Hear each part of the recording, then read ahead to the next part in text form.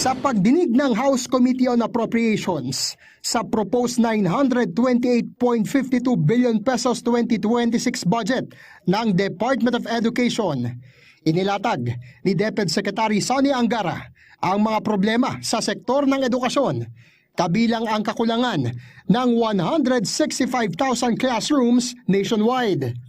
Ayon kay Angara, inaasahang sa susunod na taon ay masisimula na ang pagtatayo ng mahigit 100,000 bagong classrooms sa ilalim ng public-private partnerships. Ang konstruksyon ng mga silid-aralan ay magkakaroon ng 3 bahagi. Pero si Second Congressional Commission on Education o EDCOM2 Co-Chairperson, Representative Roman Romulo, dudang mareresolba ng PPPs ang kakulangan ng classrooms. Even if we go through PPPs, there will still be a bidding procedure. Even if you say that you will give it to the local governments, there will still be a bidding procedure. So the issue on funding and bidding will still be there, no matter what mode that you are proposing under the PPP. So please enlighten Congress on how this is the panacea for the classroom shortage. Sagot naman ni Secretary Angara, bulto-bulto po yung pagbibid. So, the difference will be that rather than bidding just 10 classrooms or 20 classrooms, you'll be bidding 1,000 classrooms, Your Honor. sa panukalang 2026 budget ng DepEd, 13.2 billion pesos ang alokasyon para sa konstruksyon ng classrooms at 6.1 billion pesos para sa classroom repair at rehabilitation. Bahagyaring uminit ang ulo ni Congressman Romulo sa pagtatanggi ng DepEd na sa kanila nang galing ang dokumentong nagsasaad ng pagtuturo ng comprehensive sexuality education sa kindergarten hanggang grade 3.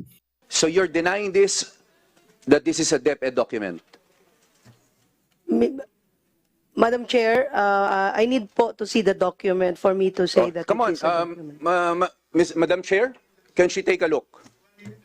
1 minute. Bagamat hindi na kumpirma ni Angara kung opisyal na DepEd document ang papel, tiniyak naman ito na rerepasuhin nila ang curriculum upang matiyak na rerespeto pa rin sa kultura ang sexuality education. Samantala, ibinunyag ni Angara na may 7 pribadong paaralan na ang kanilang nakasuhan sa alegasyong pagkakaroon ng ghost students na tumatanggap ng senior high school vouchers. May criminal cases ho tayo with the total amount involved of 61.9 million. Sa harap naman ng anomalya sa umano'y pagbili ng overpriced laptops ng DepEd noong 2021, iminungkahi ni Akbayan Representative Chel Jokno ang pagtatalaga ng Deputy Ombudsman na tututok lamang sa sektor ng edukasyon at social services. Welcome naman ito sa DepEd at kanilang iginiit na may tuturing na pinakamalalang uri ng korupsyon ang pagnanakaw sa pondo para sa edukasyon.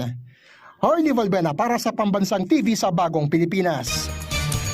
At yan po ang report ng ating kasamang si Harley Valbuena.